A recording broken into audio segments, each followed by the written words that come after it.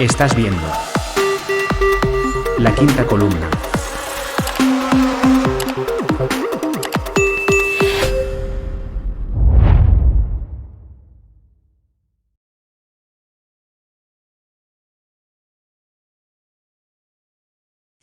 Vamos a hablar de Carlos II. Todos estudiamos en su manipulada historia seguramente que lo apodaban el hechizado, pero vamos a ver de dónde viene todo eso. Saben ustedes que Carlos II es un rey que anticipó, incluso era el último de los Austrias, después ya vinieron los Borbones precisamente. El mito de Carlos II, el hechizado, que es este señor de aquí. El último rey español de la dinastía de los Austrias, Carlos II, fue una de las mayores víctimas de una leyenda negra. Sin obviar parte de hechos reales, Carlos nació en Madrid en el noviembre del 61 y su aspecto despertó los mayores ingenios. Por parte de la Gaceta de Madrid se describe como un robusto varón de hermosísimas facciones. Bueno, aquí dan. Sin embargo, el embajador de Francia decía que era feo, asusta de feo, decía. Entre estas descripciones se encuentra la realidad entre la mitad, dice. El futuro monarca había nacido con algún tipo de enfermedad grave. Fue amamantado hasta los 4 años por 14 mamas de crías distintas. Comenzó a andar con 6 años, no aprendería a leer y escribir correctamente hasta los 10 y nunca lo llegaría a hacer de manera eficiente. Cumplidos los 15 años ya había pasado enfermedades como la rubeola, viruela, varicela, el sarampión e incluso, esto es importante, algunos episodios epilépticos. ¿Por qué digo? Porque la epilepsia, la convulsión, últimamente está muy relacionada con todo el tema de la parasitación. La Mal desgracia sagrado. física, ¿el Recuerda qué? que le llamaban en la antigüedad el mal sagrado. El mal sagrado, efectivamente.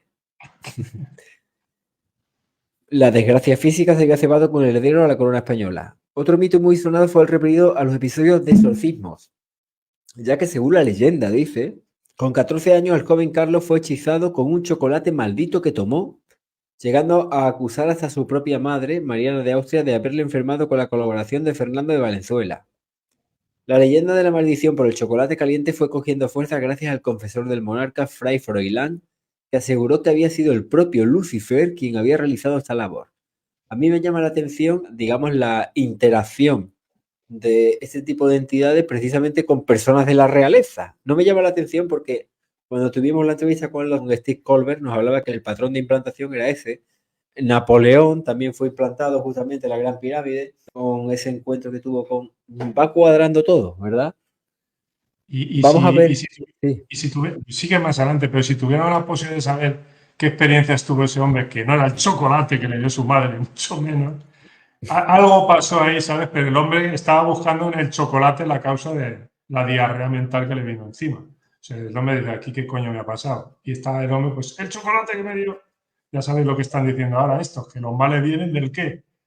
Lo hemos oído, de los calzoncillos que te ponía. O sea, el hombre buscaba aquí, ¿qué me han hecho? ¿No? El chocolate que me diste. ¿No? ¿Qué pasaría ahí? Que el hombre, bueno, seguimos leyendo porque es muy interesante. Y es historia. A ver, Historia E, por cierto. Historia E, historia es. interpretada exactamente. Carlos II y el demonio de Cangas. El reinado del último soberano de la Casa de Austria se vio perturbado por la creencia de que el rey era objeto de un maleficio, idea que llevó a someterlo a exorcismos que terminaran con su mala salud y le permitieran engendrar un heredero, porque era estéril. Está tan melancólico que ni sus bufones ni sus enanos logran distraerlo de sus fantasías respecto a las tentaciones del diablo.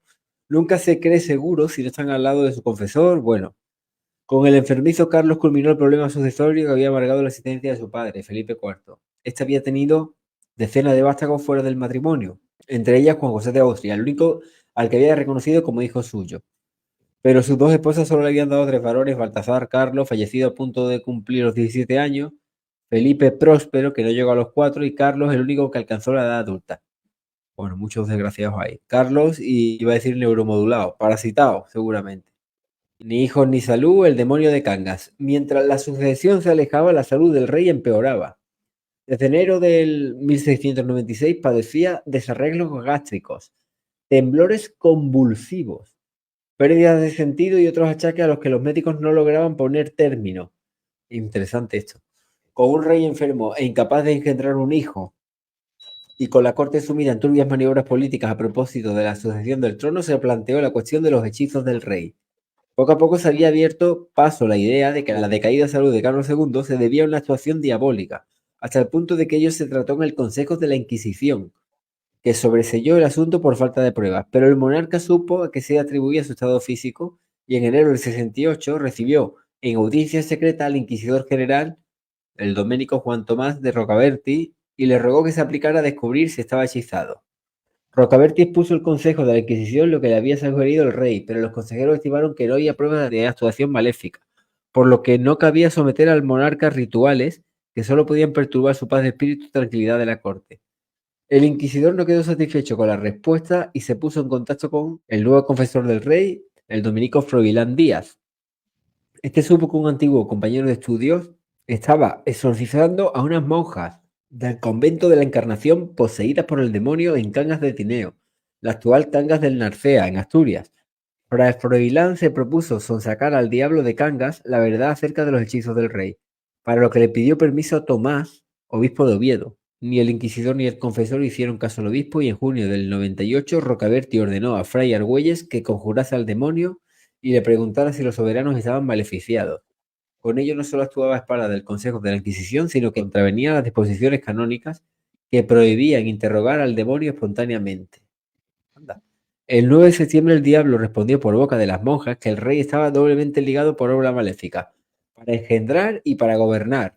Se le hechizó cuando tenía 14 años. Un Sí, momento, dime. Ricardo. ¿Te das cuenta que la Inquisición prohibía interrogar al demonio, digamos que sin que el interrogatorio pasara por las manos de ellos? ¿Por qué razón? Que Pues estamos diciendo desde porque, hace tiempo que todas las disposiciones que tiene la Iglesia Católica con respecto al trato que tiene con los bichos es para cuidar de ellos, no para claro, expulsarlos o para que claro, se rebelen tal como son. Por eso no se le puede interrogar espontáneamente. Decirle, venga, te pones a hablar con él, no vaya a ser que el bicho suelta aquí cosas que no conviene que la gente se entere. ¿Te das cuenta? No están para exorcizar a nadie ni para sacar a nadie, están para tapar la obra del bicho, para proteger al bicho como los militares. Si la Inquisición, como la Iglesia con sus exorcistas, tienen el mismo papel que los militares en la defensa de los seres humanos de los países. El mismo papel es defender los bichos de la búsqueda de las encuestas que nos planteamos los seres humanos para dar con ellos y de alguna manera desembarazarnos de ellos. Ellos están para protegernos. Todo aquel que tiene trato con el bicho en esta civilización trabaja para el bicho. ¿Queda claro? Digo oficialmente, es decir, soy militar, estoy aquí para defender el espacio aéreo, tal, tú trabajas para el bicho. Policía, trabajas para el bicho. Eres de la Inquisición que estás en contacto con los bichos, ¿no? Porque dices que los endemoniados, tú trabajas para el bicho, porque trabajas para la Iglesia y la Iglesia la dirige el bicho. ¿Te das cuenta? Y al final dices, pero ¿y esto cómo se traduce eso? Pues ahí tienes una norma. Una norma que queda claro que no puede interrogar directamente al bicho, espontáneamente. ¿Qué ocurre con los militares? No desclasifico ninguna información, pero hijo puta, suelta allí que nos enteremos qué es lo que pasa ahí. ¿Por qué no lo haces? secreto militar. Respuesta. Respuesta anónima de todo. ¿Por qué no desclasificas, hijo puta? Porque si desclasifican nos enteramos quiénes son y dónde están y qué hacen. Entonces, ¿qué hacen ellos? No desclasificó. Ah, pero sí, de vez en cuando te sueltan ahí para que parezca que son... Es que esto afecta a la seguridad de... ¿La seguridad de qué? Será la tuya la que está afectando, no la de los demás. Vamos comprendiendo ahora, ¿verdad? Dijo, se entienden todos estos misterios, el secretismo de los estados, de los gobiernos en la sombra y en público, que no hace falta que sea en la sombra, porque Sánchez se entrevistó con el Soros a la luz de todo el mundo, aunque la puerta estaba cerrada, no lo hizo en secreto, pero es que se entrevistan también en secreto. Y esto, ¿cómo es posible? Pero estos no somos democracias. Era que me cojones, democracias. Todos estamos al servicio de esos señores. Especialmente aquellos organismos que son de naturaleza estatal, que supuestamente están para protegernos a los seres humanos de supuestos peligros que ponen. La Iglesia con sus exorcistas, la Inquisición, los gobiernos ahora con los militares, es decir, todos esos trabajan para ellos. Y cuando hay un misterio extraño, el gobierno tapado. Donde metan la mano y haya misterios, tienes al gobierno tapando, al ejército tapando, a la policía tapando. No vamos a entrar en el 11M en Madrid, no vamos a entrar en las Torres Gemelas que ya nos queda un poco más lejos. Pero un momento, pero resulta que estos eran el tres cerros este que lleva el minero eso de los explosivos, pero tío, pero si estos son de la policía y los de la policía van tapándote. ¿Pero qué es esto? ¿Te acuerdas de todo ese jaleo? Claro, ni tanto. La policía, el gobierno, los servicios secretos, el Centro Nacional de Inteligencia, todo el mundo. Se sabe todo el mundo todo esto, ¿qué pasa aquí? No preguntes, no preguntes.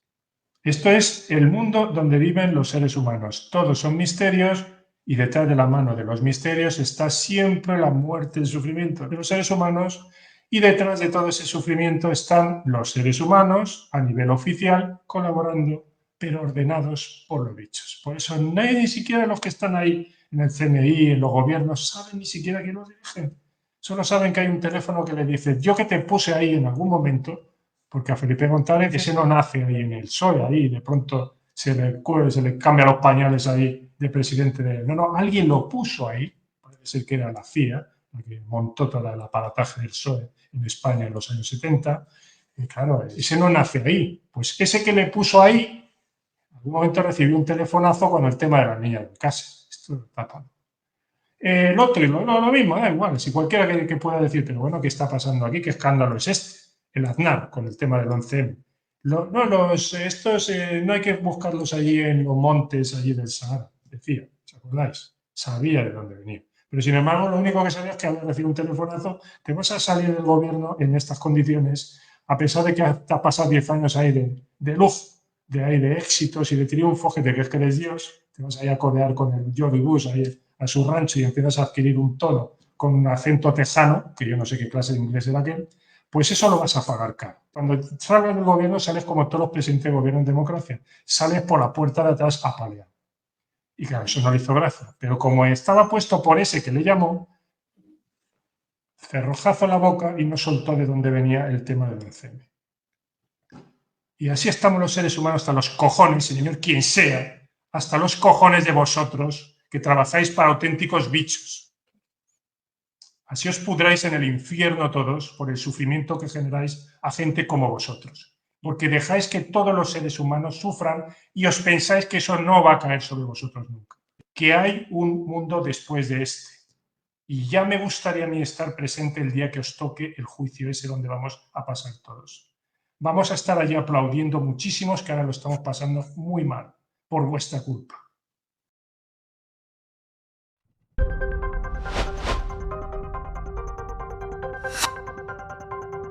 Colabora con La Quinta Columna uniéndote a miembros del canal. Suscríbete y comparte este vídeo. La información nos salva.